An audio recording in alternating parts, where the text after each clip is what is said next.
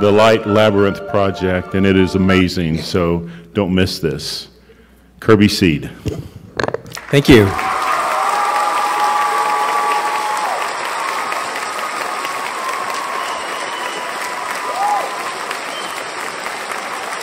Thank you all for being here. It's really wonderful and an honor to be here and to present some of the information and experiences that I've had. Basically, the main thing, my main job in the world is I connect the crystal kingdom with the human kingdom. I'd also like to introduce Michele Nocerino. You want to stand up, Michele? Thank you. And Michele is the caretaker and guardian of Sha Na Ra, the ancient crystal skull. By the way, Michele is a fantastic healer, a truth teller, speaker herself. And tonight I'll be talking about Sha Na Ra. I'll be talking about Michele's father, Fr. Nick Nocerino, a teacher and friend of mine. Nick passed away in 2004 in the spring at the age of 76. And I'll have some stories about him and share some of his research. I'll talk about crystal skulls in general from a shamanic point of view. I've been studying and practicing shamanism for probably about 25 to 30 years, and the primary tradition that I have studied through is through the teacher plant medicines. So that's my training. I'm also going to introduce some of the light technology that I've been working with some friends at Apple Computer and the Exploratorium in San Francisco. We'll do a demonstration meditation tonight with this. Also, I'm going to have a 16-minute video of Nick Nocerino with some of his research that was done back in the 70s and 80s. So you'll have a taste of who Nick was in that sensing. So, Sha Na Ra, let's see. This works, yes. Ancient crystal skull, discovered in Guerrero, Mexico by Fr. Nick Nocerino back in the early 90s. And the interesting thing about Sha Na Ra was, Sha Na Ra was discovered by Nick through, at the time it was called psychic archaeology. Today they call it a type of remote viewing, so I'm sure a lot of you are familiar with that process. The process where one bilocates one's consciousness from here to another location in search of information, in search of objects, in search of events, people, this kind of thing. And Nick had a very close relationship with sacred objects. He had been searching and researching for sacred objects all over the world, not just crystal skulls, but many types of objects.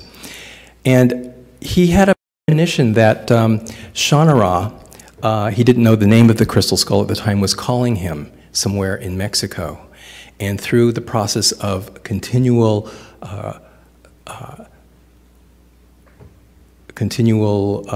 practice of this type of remote viewing, he got information as to the location and the geographical markers of the location that Sha Na Ra was at. He gave this to an archaeological team at the time, and 2 months later, they called him and they said, "Nick, I think we found something that is very close to what you were describing." They opened up the mound site. It was an Olmec Toltec mound site, and they found these huge jars, and in these jars were crystal skulls, one of which was Sha Na Ra. Now, the name Sha Na Ra comes from Nick. Nick worked with 6 healing guides, and the overseer of the healing guides was an oracle, not only a master healer, but an oracle over the other healing guides that he had worked with. So he decided that Sha Na Ra had similar attributes. And so he named this crystal skull right here, Sha Na Ra. I'm sure Sha Na Ra has had many names in the past. Artifacts, we know from the Olmec Toltec it could be anywhere from 500 to 2,000 years old. But many of these types of artifacts travel from civilization to civilization. They're traded, they're stolen, they're gifted, and into the next, civilization. Anybody see that movie, The Red Violin? It's an amazing movie, and it's that kind of transition and incarnation that a power object has. It almost has a life of its own. It knows where its next master incarnation, caretaker will come from. And Sha Na Ra was simply calling Nick in that sense, and Nick responded to the call. Actually, I'm going to, there's a picture of Michele, if you haven't seen her from the other.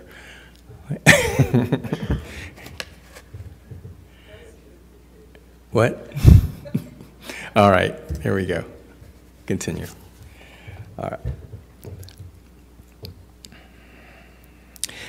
In terms of crystal skulls, from a shamanic point of view,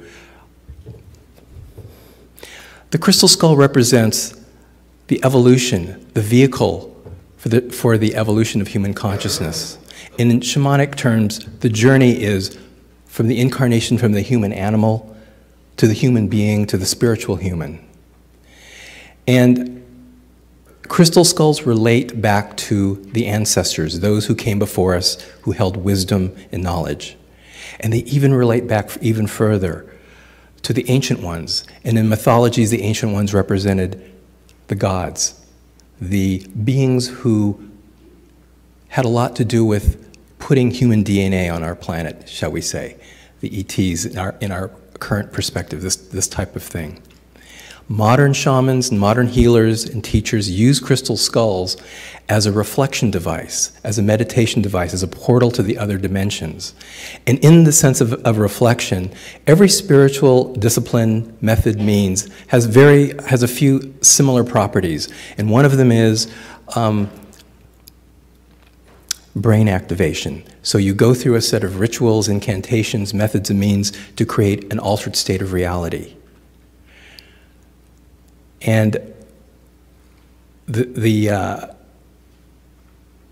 thing about the crystal skulls is, as a reflection device, if you activate the temporal lobes of the crystal skull, you will be hooking up and activating your own temporal lobes. And the temporal lobes have to do with opening up the imaginal realm, the realms of the dream world, very consciously. Okay, so that's an example of how the crystal skulls were used.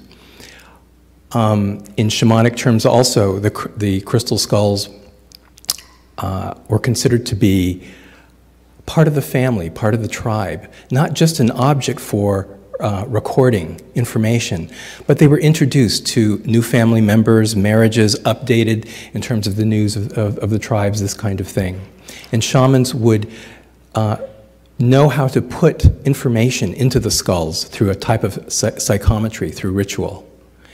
And then they would pass that crystal skull on to their apprentices when they were ready, as a way of passing on the mantle of their teachings and of their culture. So this is, in general, how crystal skulls have been used in shamanic cultures.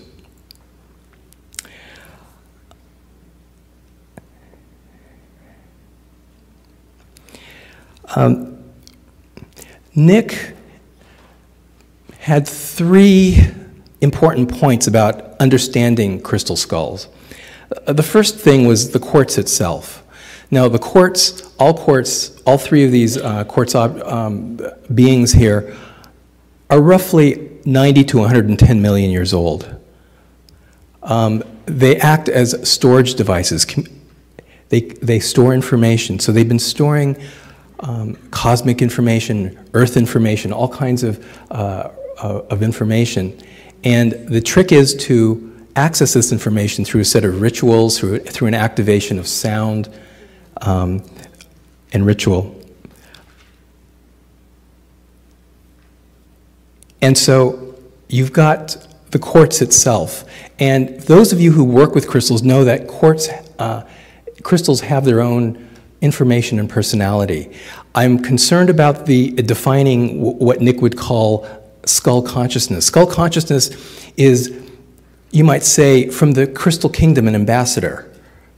They're the type of crystal that you would walk by and they would be talking to you. They would be yakking. You can't shut them up sometimes. this kind of thing. They're communication devices, in that sense, from the crystal realm. So that is an aspect of crystal consciousness or skull consciousness, whether or not it's in the form of a skull or not. It's kind of a speaker of the mineral kingdom. So it's the property of the quartz.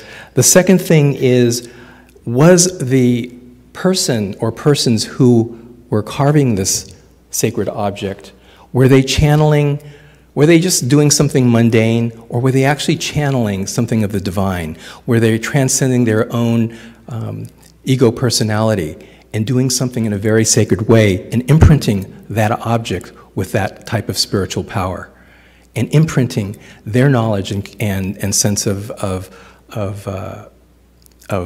community and truth into the objects? So that in and of itself can be an empowering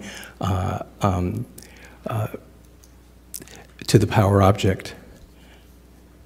And third, how was this object used?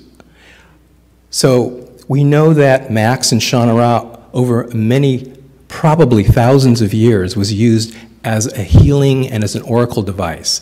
There is a template in the resonant field of this quartz that captures the way it was being used by its surrounding culture and people who used it. And because this has been done for many, many hundreds, if not thousands of years, this template exists around in the field of these objects that is much more easy to tap into. So you could have a relatively new crystal with skull consciousness in it that would be very powerful. You could have a relatively new crystal that was carved by somebody in a sacred manner.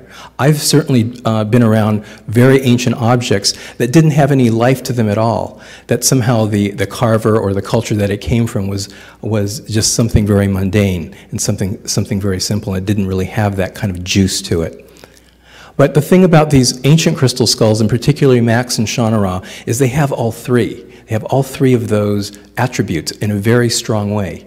They were used in this sacred manner, that they have crystal skull consciousness in them, and whoever carved them put their juice, their life force, with a sacred intention into them.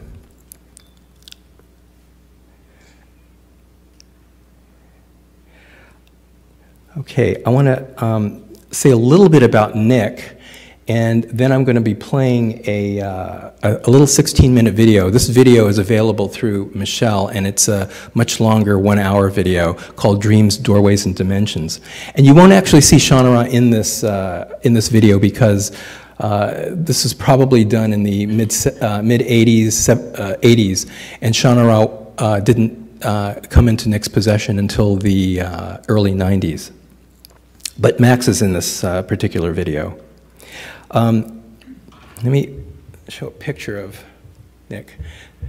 Okay, so in the top left corner we have Sha Na Ra on the left. We have a modern crystal skull. It was a 57-pound crystal skull. The quartz was from Russia.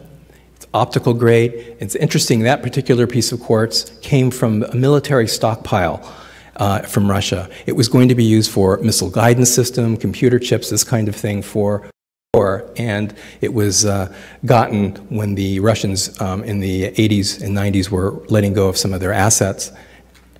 And now it's being used for peace and magic for humanity. And on the right of Nick, in this far left corner, is a skull called Ichabod. And here's Nick working with Sha Na Ra. He's scrying. He's working with psychometry, receiving information and imprinting information into Sha Na Ra through his hands. On the top right here is Nick working with probably one of the most famous crystal skulls, the Mitchell Hedges skull.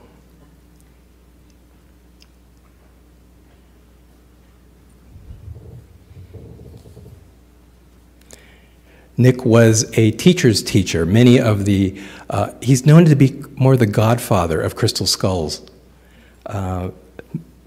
because back in the 50s he was searching for these ancient artifacts. And the thing about Nick, I learned, was Nick tried to embrace logic and reason and a scientific methodology as best as he could, he knew he was going into the mystical, into the magical, where rationality and logic don't necessarily hold together. So he was willing to go into the unknown without abandoning rationality, without abandoning the known. He would take it as far as he could. He created protocols and methodologies for people to work psychically with these sacred objects. Then he recorded all the findings, and I'll be reading you the findings. Many, many hundreds of students, other teachers, lay people, anyone he could get to do this meditative protocol with an artifact, to psychically tune to the artifact and then record their impressions of it. You know, Nick, to me, he had an incredible sense of humor. He was foolish in a way. And you might say that he embodied the archetype of the artist. The artist goes into the unknown and searches. And when that artist finds something in the unknown, they bring it back. And that's the difference. It's easy to kind of write off this reality and want to get out of here. But to go into the unknown and find something, and then to find something and create something, a vehicle to communicate what you have found back into society and to share it, is a true function of the artist. And this is what Nick was after. He was not just about going out into these alternate realms, but he was actually looking for something, seeking something that was yet to be known, and then bringing it back and showing other people how to do this as well. I'm going to read to you some of, I'll just tell you a few other things. Personally, Nick was a friend and a teacher of mine. And personally, he taught me what really matters. I mean, I actually saw him in the late 80s in Sedona get up in front of about 300 people talking about crystal skulls. And he started seeing the sort of mania that was happening on that level. And he basically said, look, you guys, take a moment and forget crystal skulls. Just forget it. You know, think about what matters to you and what matters in life, what really matters. And he focused this on people. And he did this with everything. Whenever I came to his house and there were visitors and guests, the first thing he would do is he would feed them. And he said, feed the body first, then the mind, and then the soul. And he practiced this always. People were always welcome, and people were always well-fed at his house. He said that if you get your priorities straight in life, you're going to manifest most of what you want. That's one of the secrets of manifestation, he told me. Just get your priorities straight. Nick believed that these ancient crystal skulls were a doorway to greater understanding of ourselves and our place in the universe and all its dimensions. Okay, so some of the findings of the research over 20 years, which ended probably in the early 90s. Now, I want to remind you that this was a time when there was no internet, you couldn't Google crystal skulls and find out all this information. A lot of this information, you're going to go, oh, okay, I know that, I know that. Well, back in the 70s and 80s, you know, people didn't know this, and this was a very taboo subject, the fringe of the fringe. So, here's the things that he came up with back then. That they acted like computers, and they hold immense amounts of information about how they were used and what they saw. And that each skull had a color code, a sound code, and a light code unique to it that activated its information to the viewer. Color opens dimensions within the skulls, generally red for UFOs, greens and blues for underwater, no color to yellow for inner earth. And by activating those different lights or colors or sounds or a combination of them, all the individuals working with the skull can gain access to different dimensions of time and space, and in this way affect their own consciousness. That the skulls were directly connected with the inner earth and humanity's prehistory of over 30 to 40,000 years ago. That there seemed to be a connection with what was referred to as UFOs. And the interesting part, however, is that they seem to come and go to and from the inner part of the earth and the oceans. and that there were 13 crystal skulls in each of the different ancient skulls that he worked with, indicating that there may be 13 important geographical areas that were coming to, that knowledge was stored. And he saw this vision way before any of the mythologies of the 13 crystal skulls became popular. However, he strongly believed that there was only one master stone or skull that knew what all the others knew, and that bringing the skulls together would facilitate in seeing a path to peace within humanity. Now, he didn't think that it would in and of itself bring about peace, but that this would be a reflection of what we had accomplished on this plane in terms of peace. Okay, I'm going to play, actually, let me just do a couple more. This is Max and Sha Na Ra.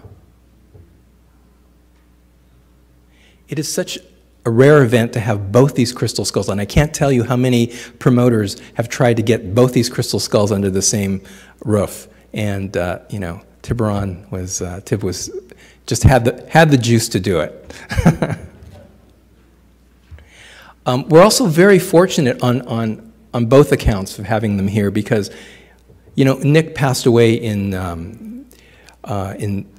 2004, and many museums and private collectors asked to purchase Sha Na Ra.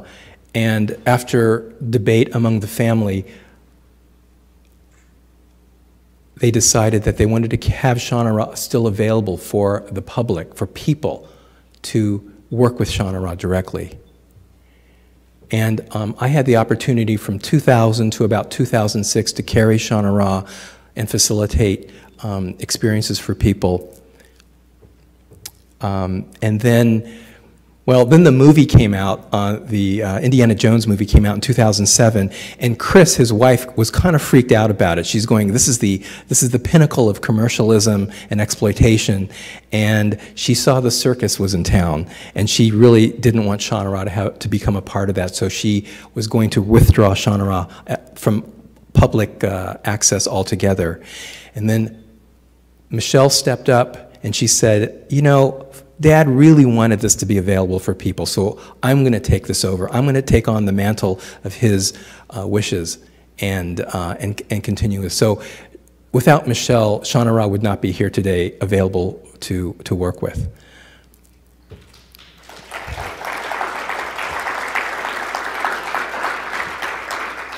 And here's Joanne and Nick.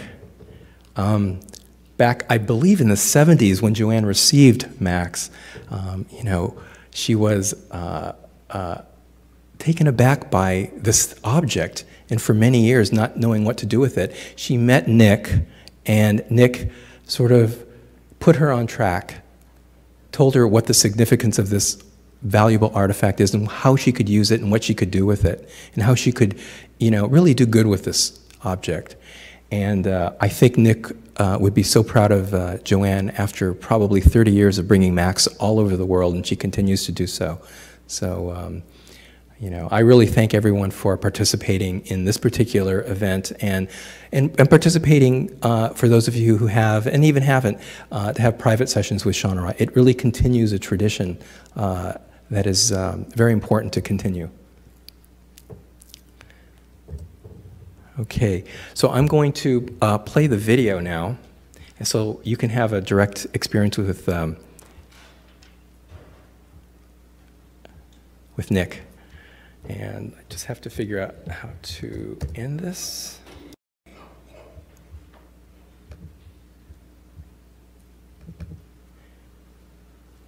Whoops.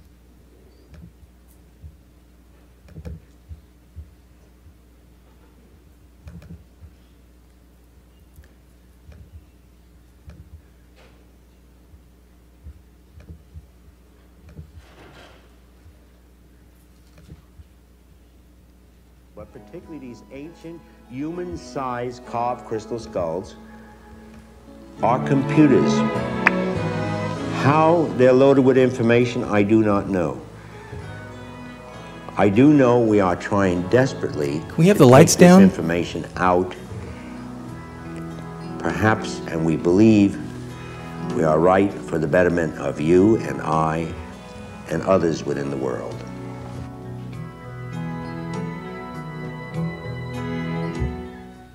We welcome you to a time of discovery, the world of crystal skulls. This, I believe, was done in the mid-'80s. Dreams, doorways, dimensions. Your host, Fr. Nick Nocerino, renowned authority in the fields of crystal and crystal skulls, and founder-director of the Crystal Skull Society International. In order to better understand what we do, we call what we do scrying. Scrying may mean nothing to the modern New Age person, but in my time, scrying meant crystal gazing, and that's what the New Ages call it, crystal gazing. Scrying, though, has a great deal to do with other things besides crystals. Any polished surface was used for scrying. A brass plate, an obsidian rock. For instance, this is an ancient crystal ball. The entire outside surface is left rough, the inside is polished, and it is through this part of the polished section that the prophet or the seer, the scryer as we call them, looks to determine the information they need for the past, the present, or the future. Now, scrying instruments come in all sizes. They come as small as this RUBELITE tourmaline, or as small as this RUTILE crystal. And this is a very old scrying tool from South America, an amethyst bar. Here is another scrying tool, a crystal. Carnelian is often and is an ancient tool used in scrying, as is hematite. But mostly we're interested in crystal skulls. This here piece of solid quartz crystal would probably make a skull about this size or a little smaller. This is a replica of the Mayan skull. The Mayan skull is much more different than the quartz crystal that the ancient would have used, and not necessarily quartz crystal, but whatever polished stone he used, over Max that you've seen earlier, in that this one not only is smaller, as you can see, but it is carved different. Look at the templates. This area is used for scrying. This area is very difficult to scry in. Look at the eyes. The optics carved in here are not in here. Yet the eyes in both skulls can be used for scrying. Both skulls, for that matter, nearly all skulls, the eyes would give images. These images may be of things far beyond our comprehension. It is not even sure if we are hallucinating or if the images are somehow imposed within the stone. Let's take Max, for instance. Max gives you a clear vision here. Max gives you a clear vision here across the eyes. And as you work with Max, you get a direct pathway to scry right through the top of the temple, moving over through the right side back of the head. Yet we have a cap in here, which we call a white cap, and we have a white cap here. This means this quartz crystal was taken as close to its matrix as possible. The matrix is the stone that's holding it in place. Whereas in the Mayan skull, the matrix is completely removed. This skull becomes very easy to work with. This skull becomes much more difficult, requires more concentration, more manipulation of the hands, which we call psychometry. Psychometry is the touching of the object or the touching of the energy field of the object and picking up images within the mind or within the object, which go into all of the dimensions of your senses.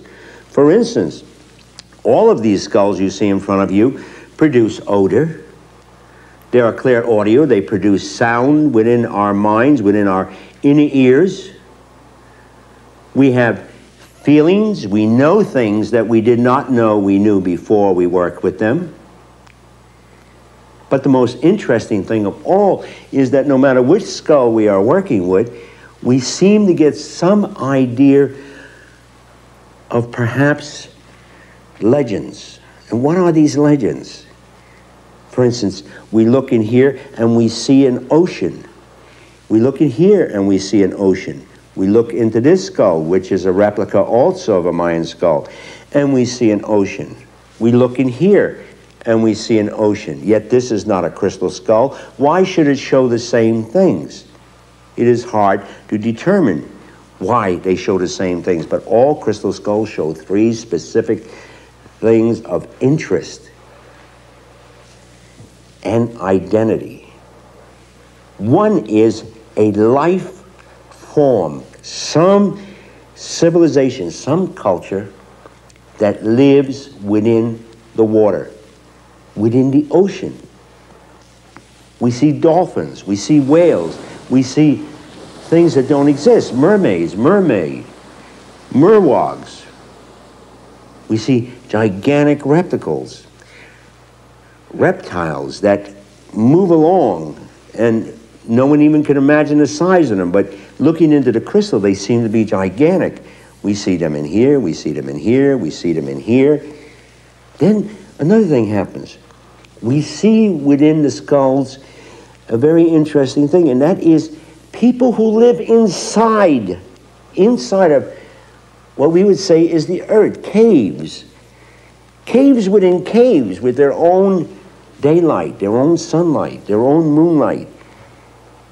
But far beyond that, we have another aspect that is perhaps the weirdest of all. There are craft, or what we call craft, that fly into the skulls from one end to the other, fly out of it, fly into the ocean, fly into the earth, or just land upon the earth, and we call these things UFOs, for lack of a better knowledge of what they are. And as you will see in some of the photographs of some of the skulls, we don't know what else to call them. What are these things? What are these things that one could look into and have played back memories that you haven't thought of in 40 or 50 years? Your childhood dreams, dreams that you had at the age of 7 or 8 or 9 or 10. What is it that they can show you? A battle between the Egyptians and the Assyrians? Aztecs fighting Toltecs? Things that you never exceeded, you never even thought of seeing, you can see in the different skulls. You become part of it. You feel as if you're in the ocean moving. You feel as if you're taking off into space and flying from star to star. You feel the water coming across the land, and you see this earth in this skull changing 3 times, being flooded. People fleeing into the sky, people fleeing into the ocean, people fleeing into the earth. This other skull, twice. The Mitchell Hedges skull, 4 times.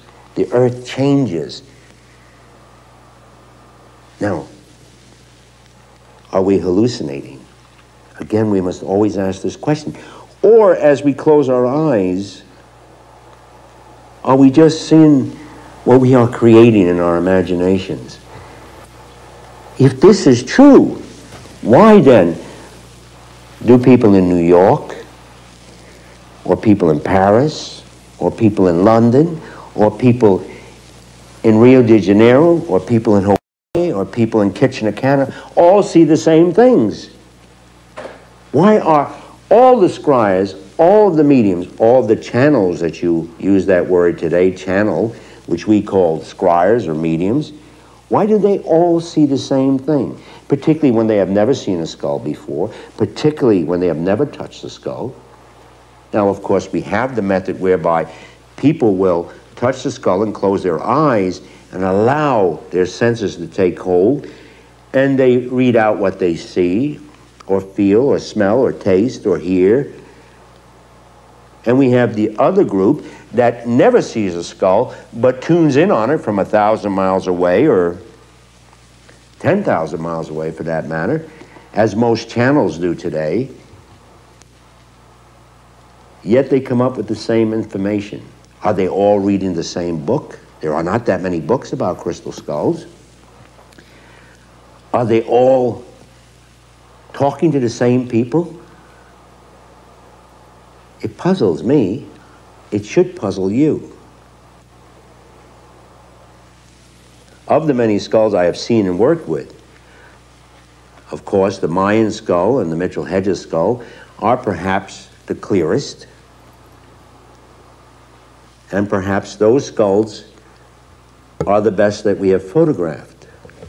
But yet in the amethyst skulls, some of them as large as these, not only as small as this one, which is 18th century, late 18th century, we see the same things. We see the perversions. The perversions we call those things which man did, which did not apply to the skull. For instance, we see the sacrifices. We see the destruction of life and land, of buildings. We see battles. Perhaps, if we knew how, if we could understand the code to going deeper into the skulls, we would be able to see and understand more. It is very possible when one closes their eyes to almost find themselves, when they're working with a skull, drawn in. And it always happens that if you are closing your eyes as well as if you are leaving your eyes open, 3 specific colors come in when you are scrying: green, blue, and red. Yet, as your brain receives green, red, and blue and converts it into other colors, the skulls seem to take the colors that you may feed into them, such as red or green or blue, and convert them into gold, purples, indigos, violets. And often when you're not even putting colors in, you are just scrying, you are just looking, all of a sudden you will see rays coming out of the skull with no possible light source whereby these colors can be coming from. Often we work in black boxes. We have the skull framed in, all light sources are checked. Yet color is sent out as if the skull itself determines what color should be sent out with what thought the scryer has, or the person who is doing psychometry, or the person, if you will, who is doing quiet meditation by touching. I do not count meditation by those who do not see or touch. Yet a great many of the reports we are getting on crystal skulls and on crystals are coming from these people. Nick, with all of your years of study and research on the skulls, have you drawn any conclusions? Oh my God, yes. Whether they're fact or not, I don't know. I believe that all the skulls are one form or another of an intricate computer, and in their own way they're all intricate computers. We're positive that nearly all skulls that we are going to deal with and that we have dealt with are made of rock quartz crystal. We believe that all skulls that we will see, as well as those we have seen, because nearly everyone we've seen shows UFO activity, or what we call UFO activity. We really don't know what those crafts are that we see in the skull. We believe that each skull has some relationship with an underwater civilization. We believe that it's possible some of the skulls have a relationship not only with an underwater civilization, but with a civilization that may even exist within our Earth. I know, as fantastic as that sounds, I'm going to put myself on a limb and say that it's possible there is a society or living within the Earth. I believe that each skull has a power unto itself, that it records everything it sees and can be tapped to give out certain information. And this may happen for thousands of years. And I believe all skulls have a color code, a light code, a sound code, and that they can be activated to give you different dimensions of time from these colors, light, or sound, or a combination of all of them. I would say that dealing with the last 5 skulls I've worked with, and which we haven't even talked about, including some of the contemporary skulls, light, color, and sound also has a tendency to activate memory banks within the stone and give us pictures of things that are well beyond our, let's say, before prehistory. Okay, just to give you a sample of that. By the way, Nick's later work had a lot more to do with looking into our possible futures with the crystal skulls, not just the past. And you know, modern metaphysics, there's a theory in modern metaphysics that, you know, we are at a point now where we can't resolve a lot of the turning point conditions of our environment, our society, our financial systems. They're all in collapse. And the answer to that is locating positive futures, alternate realities, and then bilocating our own consciousness into those dimensions. So it's not about fixing what's here, it's about drawing the experience from a whole other reality that's possible into this one. And crystal skulls are a wonderful way of accessing those future possibilities and therefore drawing it into this reality. I just want to give you an example of how a session with Sha Na Ra might go. A woman from Pittsburgh came to us about 5 or 6 years ago. She wanted to spend about an hour meditation with Sha Na Ra. I put her in our bedroom, and an hour later she came out and I said, well, what happened? What happened for you? And she said, you know, in Pittsburgh I have got a nice family, a great job, a community, but something's missing. I can see the end of my life. I can see it's being fine, but there's something I've come here to do, and I don't quite know what it is. And when I meditated with Sha Na Ra, I saw 2 other lifetimes where I came to the point where I chose the known rather than risk going into the unknown of what I'm here to do. And when I saw this, I realized I incarnated again this time to actually step forward and cross into that bridge. She moved to California. I actually lost contact with her, but she moved to California, and she intended to work on the healing arts and be an artist and a healer. And so these are some of the kinds of things when you work with crystal skulls, when you work with Sha Na Ra, when you work with Max, that's potentiated here. Before I move on to the light labyrinth and the meditation with that, let me see here if I can. I believe that. Whoops. Are there any questions? Yes, sir. Is there any way to date the skulls accurately as far as how old they are? Okay, there's a question that's dating the carving itself. We know that the crystal itself is anywhere from 90 to 100 million years old, depending on the location. Brazilian quartz or South American quartz is usually in that timing. Arkansas quartz is about 40 million years old. Stuff from Africa is usually about 150 to 200 million years old, as far as quartz is concerned. In terms of the dating of the carving, the only reliable methods and means for doing that has been it to a place where they can microscopically look at the surface structure of the crystal and see what type of tooling was used to carve this thing, and if it matches certain, certain dates. This was done at the Smithsonian with Sha Na Ra, Max, and several other skulls, probably 25 years ago. And, well, the situation was such that they were trying to debunk these things as well as being ancient. And with Sha Na Ra and with Max, they couldn't debunk them. They found old tool marks on them, but that doesn't necessarily mean anything. You could carve a crystal skull and then put old tool marks on it. I mean, back then, why would you do so? But now you could possibly want to do that. And they didn't say anything, because if they couldn't debunk it, there wasn't any reason for them to give credence to the oldness of the skull and put their reputation on the line.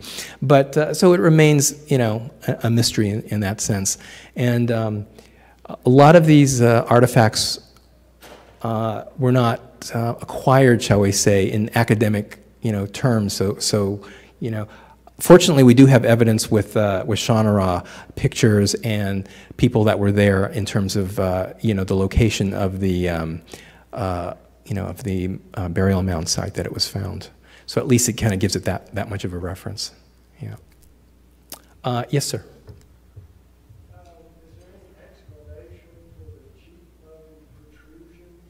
In Sha Na Ra? Any explanation for the cheekbone protrusions in Sha Na Ra? Nick said that in his lifetime he examined at least 40 to 50 ancient crystal skulls. Most of them were about the size of your fist. There was probably only a handful that was human size. And there's no other...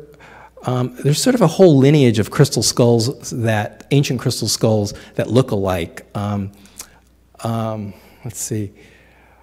The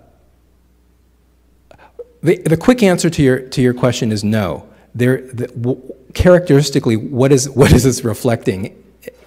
And looking at a lot of these crystal skulls, a lot of them kind of look alike. None of them look like Sha Na Ra.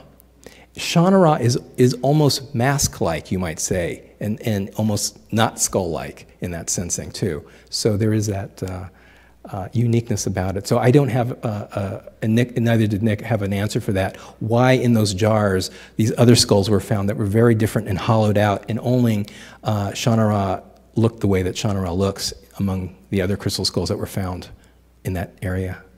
Yes? The first thing I thought is feminine, like flush, like to show, Yes. And Sha Na Ra is feminine divine energy, right? So the comment was Sha Na Ra is divine energy, and that is significant of the jaw structure. Seems it. It just, to me, it reminded me of blush, like a woman puts on blush. Oh, okay. And Metatron says she's divine, or Sha Na Ra is divine feminine energy. Yes. So that's the first thing I thought when I saw the cheeks. Yes. That's an interesting observation for you. Back here. Kirby. Yes. Thank you for the wonderful presentation. There is a premise that I'd like to put out. There was a time on planet Earth when the frequency, the vibration fell on Earth. And before that, let's say a wise council of beings off planet, different factions made from different parts of creation. Or let's say this part of creation knew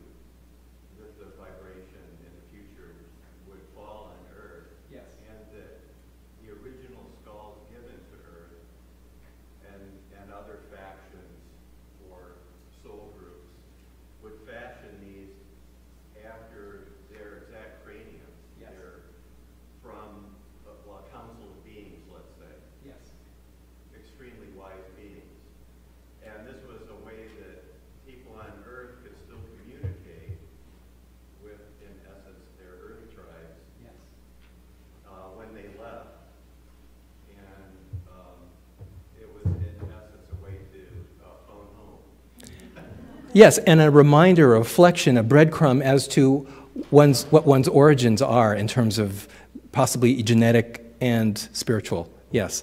A lot of the crystals have, I mean, look like a combination, a hybrid of ETs and human and even animal. So there's a lot of reference to what you're saying as, you know, possibilities. There's a whole series that one of Nick's students has that of the hollowed out skulls that have that look dolphin in nature, and the dolphin consciousness is, you know, associated strongly with Sirius as well. So a lot of people who meditate with those have a remembrance of their connection with Sirius as well. So yes, yes.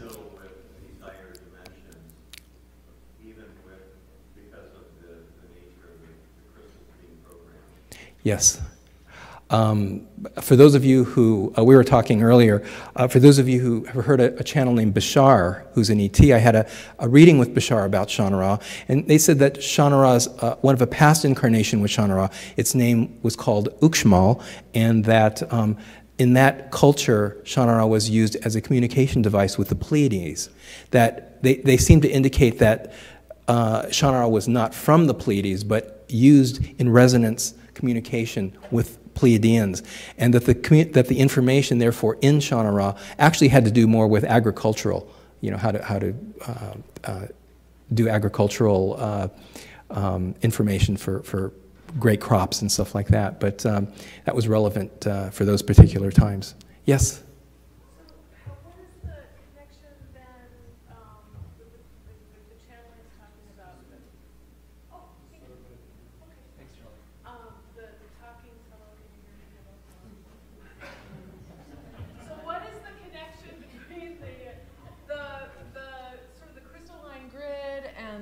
The crystals in Arkansas. Oh, there we go. Okay, sorry, that's better. Great. So, crystalline grid, skulls, and how, and for instance, the crystals in Arkansas, and do these skulls, are they used as communication tools with, as far as that whole big picture, universal kind of thing is? Yeah, I believe crystal skulls, again, with skull consciousness, are the sort of the front lines, the ambassadors, the ones who contact a certain type of human consciousness and invite that human consciousness. So they've surrendered their form, in a sense, to reflect our form as a way of saying, hey, you know, you're looking at yourself in a way. And yes, it's crystals are holographic in nature. They can communicate with each other long distances outside of time and space, and learn and communicate with each other in that sense. You know, Nick asked, why is it that somebody in Paris and somebody in, you know, England and somebody here get the same thing? Well, in a sense, they're all tuned to a similar vision. You know, in that sensing. So there is that connection with that level of gridding. And then I just have a backup question on that. Yeah. Is, are they appearing now? Do you have any ideas around why they are now being found and coming back up into our reality? Do you think that's maybe a sign that maybe we're ready to start playing with that level? Absolutely, absolutely. And comes with that a sense of the trickster. Is this real? Is it not real? Well, you know, the bottom line is only the person using that particular artifact, skull, or crystal can determine that. What is a record keeper for one person may not be a record keeper for another person. And so you can't simply say this is a record keeper or not a record keeper. You can make some generalizations when a lot of people work with a crystal or not. But but it's a challenge. It's not, you know, there's no neon sign saying this is your crystal. You know, you have to kind of meet it halfway in that sense. And it is a reflection of something's happening, a shift in human consciousness. You know, we are readying ourselves for an emergence. We are the chrysalis that a butterfly is about ready to emerge. And even though it looks like we're all, you know, the caterpillar is dying in that sense, and the caterpillar consumes, 100 times its weight in its environment, only to take that in and reemerge. So we are in the process of that reemergence, I would say, and the reflection of crystals is, and these types of artifacts and the activation of these artifacts are a reflection of that, yes. They're not necessarily a cause of that, but they're a reflection of it, yeah. Okay, yes.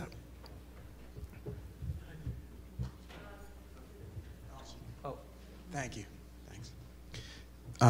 So last year, about this time, I had an experience with Max in a session. It was I had no idea they had masculine and feminine energy, and Max's was evidently masculine. And then yesterday, I had my first experience with Sha Na Ra. And I started menopausing, so what's up with that? No, I'm just joking. I'm just joking, a little laughter You're there. menopausing? With everybody. We wake everybody up there, we're all getting tired. No. It's a little more information than we wanted here. I know, I'm just joking. But I did have a session, but no, it wasn't as spectacular as the one with Max, just joking. But no, my question is, I'm listening to all these events that are going on, like the cardinal, I don't even know what it's called, the cardinal symbol, and these astrological meteorite events, and everybody who's really intuitive and sensitive is picking these up. When these events happen, do the skulls seem to, I don't know, emanate a different type of energy, maybe from the keepers, such as Michele? Does she report things like that ever happening? Or maybe, I don't know. Oh, there she is. Hi, Michele. Hey, how you doing? I don't know. Do I report things like that? There are definitely ceremonies that are performed during the different phases and whatnot. But do I record? No. Did that answer your question? It's all related. It's all a reflection of different aspects of the change that's going on our planet, on our plane, in human consciousness. Absolutely. There's not a one-to-one direct relationship. Sometimes if it's a polarity. Sometimes it's different angles. Sometimes it's a one-on-one reflection. But it's all happening. Yes. In response to your question, though, there are other crystal skull guardians, and through these phases and transition periods, there's definitely a change in the skulls, and we connect. It's not uncommon for us to, connect. What's that word? Anyway, and do the work. But there is, yes, definitely a change in the. If you're asking if there is a change in. There's a change in energy, but if you're asking if there's even a change in the look of the skulls, it changes. Yeah, physically. Is that what a physical change? Yes, definitely there's energy changes and shifts. Thank you. Yes, in the front. I am very intrigued about the movable mandible. Is this working? Yes. The movable mandible yes. in the Crystal Hadges one. Yes. And also whether that one is the master skull. That's my question. Okay. So the question is, you're fascinated with the movable mandible on the Mitchell Hedges skull, and is that one the master skull? I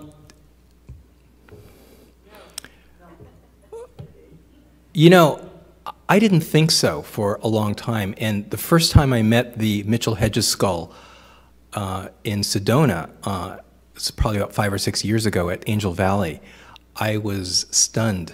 I immediately saw future pictures of our relationships with what we call extraterrestrials on this planet. And I was just amazed by that presence. Is it a master skull? I believe it is. Is it the master skull? I don't know. The mandible, I often have crystal skulls carved by different artists, and I've done different, mandibles and things like that. I actually try to avoid it because they're very, they break so easily, and it's hard to transport and stuff like that. But yes, the mandible is a fascinating aspect. You could work with that as a tool in and of itself. Could it have? It could have talked. Yes, that that does imply, you know, communication in that sense, open communication. Yeah. Okay. One last question before we actually start the meditation. Anybody? That's it. Going once, going twice. Sold. Silence. Okay. I'm going to. You know, Nick mentioned color and sound and this kind of thing, so we have put together in honor of Nick something called the Light Labyrinth Project. And Nick introduced me to Randall Fonts from the Exploratorium, who's a light artist for over 30 years, Darren Gibbs from Apple Computer, a number of other engineers. And basically what we do is we create light compositions. So we take lighting effects and combine them to create a composition similar to how a musician would create a piece of music. And the object that we're lighting in this case are large quartz crystals. Light goes into the crystal and bounces around 3 or 4 or 5 times, creating complementary colors, creating color separation, creating really interesting visual effects. And what you're looking at is every inclusion, every fracture, every veil. It's not a flaw. It's a signature imprint of something that happened geologically. Plate tectonic shifts, earthquakes, magnetic pole shifts, civilizations that came and went. These are all information plates. So if you look into the crystals, you will find, in an altered state, the light compositions are designed to put you in altered state so you can see these possibilities that's the information in these crystals. Let's see. I will be doing some strobing, and the strobing is to entrain you into alpha, theta, and delta patterns of mind states. And these mind states, well, just to give you a brief description, because you hear all these mind states being thrown around. Our normal consciousness, if we're watching a movie at 24 to 30 frames per second, so we're looking at something that looks like it's just solid and even. When we slow that movie down to 7 to 14 cycles per second, which is in the alpha state, it's like slowing that movie down, and suddenly you're seeing higher levels of detail and resolution. You're seeing the connective events in between what we call solid events. You know, psychics are known to be, to observe reality in an alpha state and be able to see the energetic connections between things and behind things. And this is typical of an alpha state. You slow the mind even more to the theta state, 3 to 8 cycles per second. And you come into a state of mind that, well, you know, theta, you have access to the Akashic records, your own collective soul records, your own the records of the collective as well, okay, and that's how that works. You're slowing reality to the point where you can see what's in between, the liminal, what's in between realities, and in that in between opens up a whole new world of causality and possibilities. Okay, so this technology is designed to put you into those states, all right? In our longer workshops, we practice different types of gazes. There's a right brain gaze state and a left brain gaze state. So right brain, which is creativity, nonlinear thinking, this kind of thing. You will gaze into the crystals. It's a soft gaze. It's like a gestalt. You're looking at the whole crystal, or you're looking at the 3 crystals in a soft gaze, okay? A hard gaze, you're maybe looking at one point in the crystal, one solid point in the crystal. And you do a soft gaze and a hard gaze and a soft gaze and a hard gaze. We practice this back and forth until both sides of the brain is activated. And when both sides of the brain is activated, there's a balance, and the perception is really altered. It's really interesting, where you can see what's right in front of you very clearly, but you can also see very acutely what's on the periphery, Okay? This is what happens when both sides of the brain is activated in the sense. There are peripheral gazes, like you may look outside of the, you may stare at the ball, but you're looking outside of it. You're developing your peripheral vision. It's like seeing without seeing. So if I stare over there, but I'm really looking at the information over here, I'm developing a field of peripheral vision. And it's known that psychics have very strong peripheral vision. And when you think about it, what you look at straight on, you're looking at with a sense of anticipation and expectation. Okay? New information usually comes from our peripheral senses. So this is what we're developing, our peripheral vision in that sense. You know, something happened over here. The minute you looked at it, it's gone because you're looking at it with a totally different set of cognitive structures. Peripheral vision is really interesting to develop in that sense. Okay, so we will be doing some strobing, and if you have light sensitivity, I won't be doing the real aggressive strobing, but I'll do some of it. But it'll give you a chance to meditate with the color and the crystal. Just open your field of senses, relax, and just observe. It's a journey. Okay, and if the strobing bothers you, you can just close your eyes. You know, you can leave the room. I know everyone's at different sensitivities of light. By the way, the closer you can get in, the better. So you might take a moment to come in closer for this meditation.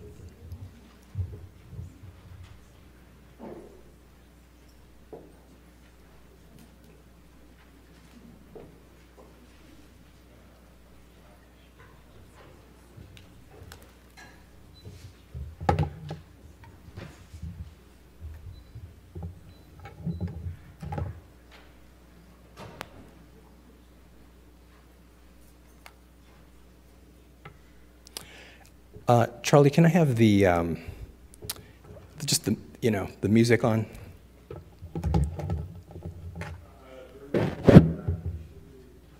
Okay, and then can you turn the projectors off, please? And can we dim the lights, please?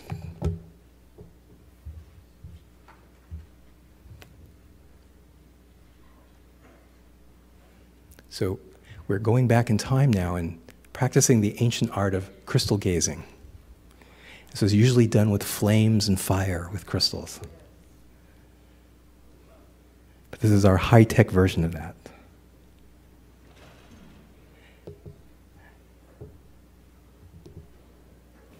Thank you.